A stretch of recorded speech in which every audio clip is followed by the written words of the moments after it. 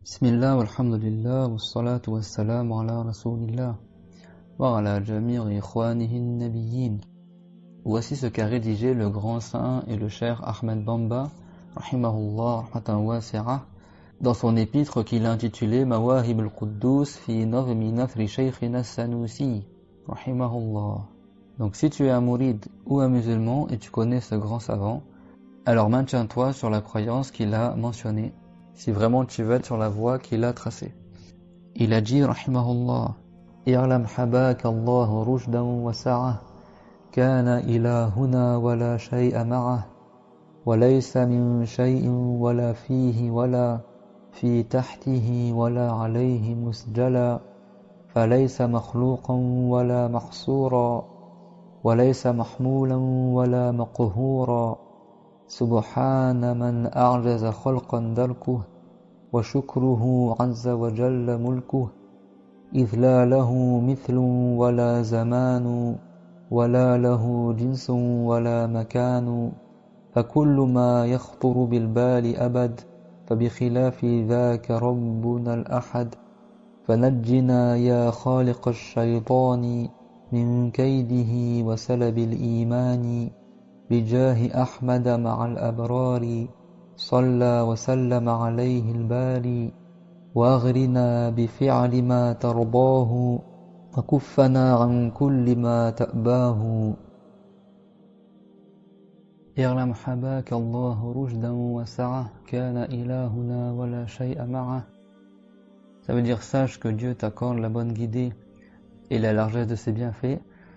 Notre Seigneur est de toute éternité et rien d'autre avec lui n'est de toute éternité.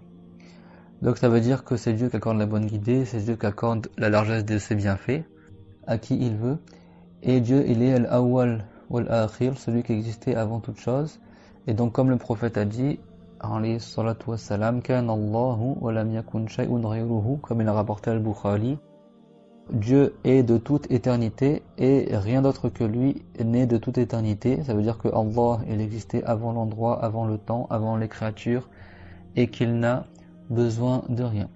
وَلَيْسَ مِنْ شَيْءٍ وَلَا فِيهِ وَلَا فِي تَحْتِهِ وَلَا عَلَيْهِ مُسْجَلًا. Ça veut dire que Dieu ne provient pas de quelque chose et il n'est pas dans quelque chose et il n'est pas sous quelque chose et il n'est pas sur une chose dans l'absolu. Donc ça veut dire tout simplement que Dieu, il n'est pas concerné par les 6 directions. Donc comme l'a dit le grand savant du Salaf, Abu Ja'far al-Tahawi, وَلَا تَحْوِيهِ الْجِهَاتُ سِتُّ كَسَائِلِ الْمُبْتَدَعَاتِ, que Dieu n'est pas circonscrit dans les 6 directions, contrairement à l'ensemble des créatures. Donc Dieu ne provient pas de quelque chose, comme Dieu a dit dans le Coran, lam yalid wa lam yulad, c'est-à-dire que Dieu n'a pas enfanté et Dieu n'est pas l'enfant de quelqu'un d'autre, c'est-à-dire que Dieu n'est pas issu de quelque chose et rien n'est issu de lui parce que Dieu n'est pas un corps et il ne ressemble pas à sa création. Dieu n'est pas concerné par le haut, par le bas et il n'est pas sous quelque chose et il n'est pas également sur quelque chose. Tout comme il a dit le grand savant du Salaf, l'imam Ali ibn Abi Talib, Inna Allaha khalaqa al-arsha ibharan li qudratihi wa lam yattakhidhu makanan li dhatihi. Ça veut dire certes Dieu a créé le trône pour montrer sa toute-puissance et il n'a pas pris le trône comme un endroit pour lui-même. Donc Dieu existe sans qu'on puisse l'imaginer, sans être dans une direction, ni dans un endroit musjala, c'est-à-dire dans l'absolu. Comme il a dit le grand cher Ahmed Bamba. فَلَيْسَ مَخْلُوقًا وَلَا مَحْصُورًا وَلَيْسَ مَحْمُولًا وَلَا مَقْهُورًا. C'est-à-dire que Dieu n'est pas créé. Allah Ta'ala dit dans le Coran, huwa al-khaliq, c'est-à-dire que c'est que lui le créateur. Et il a dit également, hal min khaliqin ghayrullah, y aurait-il un créateur autre que Allah? Et il a dit également, wa khalaqa kulla shay, et Dieu a créé toute chose.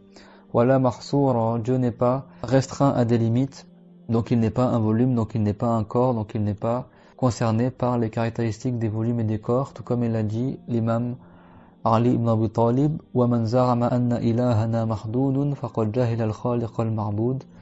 Celui qui prétend que Dieu aurait des limites, c'est-à-dire que Dieu serait un volume, alors il n'aura pas connu le créateur qui mérite d'être adoré. Donc ça veut dire que Dieu n'a pas de limite dans le sens que Dieu n'est pas un volume du tout.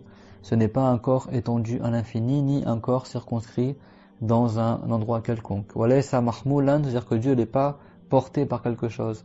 Donc Dieu n'est pas porté par le trône parce que Dieu n'a pas besoin du trône. Et il a dit wa huwa rabbul arshil karim, c'est-à-dire que Dieu est le Seigneur du trône honoré, c'est-à-dire que Dieu a créé le trône, donc il existait avant le trône, donc il n'a pas besoin du trône, comme Dieu l'a dit wa man kafara fa inna Allaha ghaniyyun 'anil 'alamin. Et celui qui mécroit, certes Dieu n'a pas besoin de ses créatures, et il a également dit wallahu al-ghaniyyu wa antumul fuqara. C'est-à-dire que Dieu est lui seul al-ghani, celui qui n'a besoin de rien, et vous, vous êtes al-fuqara, c'est-à-dire ceux qui ont besoin de Allah. Wala maquhura, c'est-à-dire que Dieu n'est pas battu par quelqu'un, Dieu n'est soumis à la puissance de quiconque. Comme Allah Ta'ala dit dans le Coran, wallahu ghalibun ala amrih. Ça veut dire que Dieu a le dessus sur toute chose par sa toute puissance. Wa huwa al-qahiru fawqa ibadihi, c'est-à-dire que Dieu est celui qui domine toute chose par sa toute puissance, donc il n'est pas dominé par qui que ce soit de parmi ses créatures. Subhana man arjaza khalqan darkuh wa shukruhu azza wa jalla mulkuh. Ça veut dire que n'a aucun défaut celui qui a fait que ces créatures sont incapables de l'imaginer. Donc ça rejoint la parole de Allah, anna ila rabbikal muntaha. Ça veut dire que personne ne peut imaginer le Créateur, comme le prophète l'a dit, la fikrata fir rabb. On ne peut pas imaginer le Seigneur. Et tout comme également l'ont dit les savants du salaf, la tablughuhu al-awham wa la tudrikuhu al-afham wa la yushbihu al-anam, comme il a dit le grand savant du salaf, l'imam Ahmad al-Tahawi. Et le remerciement de Allah Azza wa Jal lui appartient, ça veut dire que le remerciement de Dieu c'est la piété, le fait d'accomplir les obligations et d'éviter les interdits, ça qu'on appelle shukrullah.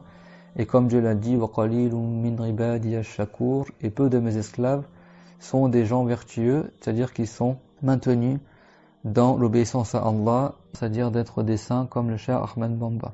Donc ça c'est mulkuhu, ça veut dire que ça appartient à Allah, comme Dieu l'a dit, biyadika al-khayru innaka ala kulli shay'in qadir. Ça veut dire à toi appartient le bien, ô Allah, et certes tu es sur toute chose tout puissant.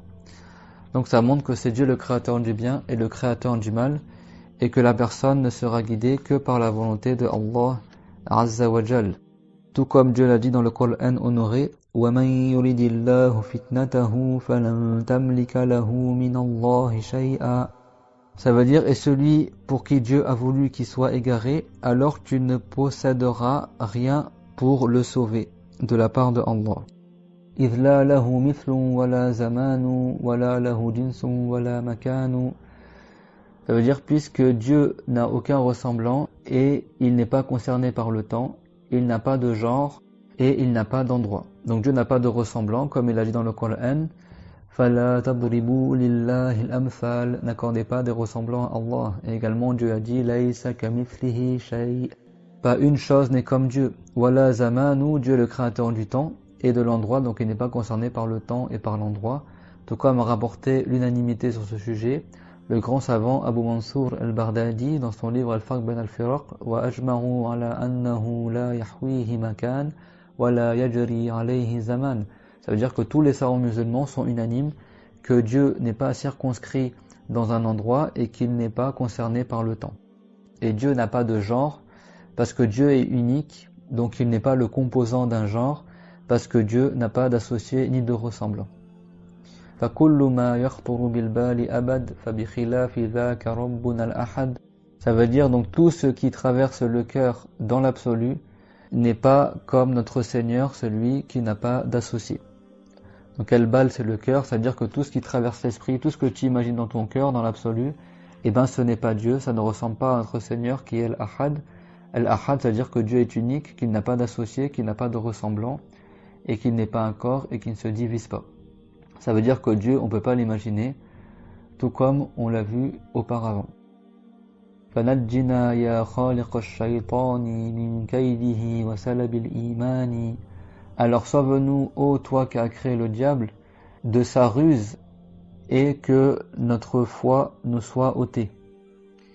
Ça veut dire qu'on demande à Allah, lui qui a créé le bien et le mal, qui a créé les anges et le diable, qui nous préserve du mal du diable, comme Dieu l'a dit, مِنْ مَارِجٍ مِنْ نَارٍ, que Dieu l'a créé le diable à partir d'une flamme de feu pure sans fumée, et qui nous préserve également que la foi nous soit ôtée.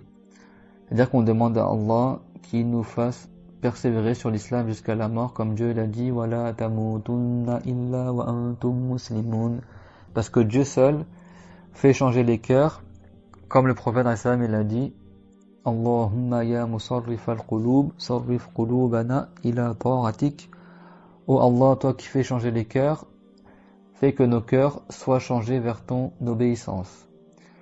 Et certes, celui qui a perdu sa foi aura tout perdu, comme Dieu l'a dit, وَمَنْ يَكْفُرْ بِالْإِيمَانِ فَقَدْ حَبِطَ عَمَلُهُ. Celui qui mécroit en la foi aura perdu toutes ses œuvres. Donc c'est pour ça qu'on demande à Allah la préservation de tomber dans ce qui annule et enlève la foi. بِجَاهِ أَحْمَدَ مَعَ الْأَبْرَارِ صَلَّى وَسَلَّمَ عَلَيْهِ الْبَارِ. Ça veut dire, on t'invoque Allah par le mérite de Ahmed, le prophète Mohammed et le mérite également des gens vertueux, que Dieu élève en degré le prophète Mohammed et qu'il le préserve. Al-Bari, Al-Bari c'est parmi les noms de Allah, Huwa Allahul Khaliqul Bari'ul Musawwir. Il est Allah, le créateur, Al-Bari, et Al-Musawwir, celui qui crée les images et les corps, donc Dieu n'a pas d'apparence ni d'image. Et donc ça c'est une preuve qu'on a le droit d'invoquer par le mérite du prophète, alayhi salatu wassalam, tout comme Dieu a dit dans le Coran, وَابْتَغُوا إِلَيْهِ الْوَسِيلَةَ. Ça veut dire qu'on prend le prophète alayhi salam comme cause pour pouvoir invoquer Allah dans l'espoir que nos doigts et nos invocations aient plus de chances d'être exaucées par Allah Ta'ala. Et également, tout comme il est rapporté dans les hadiths sahih que le prophète alayhi salam nous a enseigné d'invoquer par son mérite, comme il a rapporté le Hafiz al-Tabarani. Allahumma inni as'aluka wa tawajjahu ilayka bi nabiyyika Muhammad nabiyyir rahmah. Ça veut dire, oh Allah, je t'invoque et je te demande par le degré du prophète Muhammad afin que mon besoin soit rempli. Et le hadith est sahih. Wa'ghlina bi fi'li ma tardahu wa kuffana an kulli ma ta'bahu. Ça veut dire qu'on invoque Allah pour qu'il nous accorde d'œuvrer ce qui cause son agrément et qu'il nous empêche de faire ce que Dieu n'agrée pas. Et ici, mata'bahu, ça ne veut pas dire qu'on va faire ce que Dieu ne veut pas, dans le sens qu'on pourrait faire quelque chose qui contredirait la volonté de Allah, parce que Dieu a dit وَمَا تَشَاءُونَ إِلَّا أَن يَشَاءَ اللَّهُ رَبُّ الْعَالَمِينَ. Vous ne voulez que si Dieu le veut, lui le Seigneur des mondes. Donc personne ne peut contrer la volonté de Allah, mais des fois la volonté vient dans le sens de l'agrément. Ça veut dire qu'on demande à Allah Ta'ala qu'il nous empêche de faire quelque chose qu'il n'agrée pas.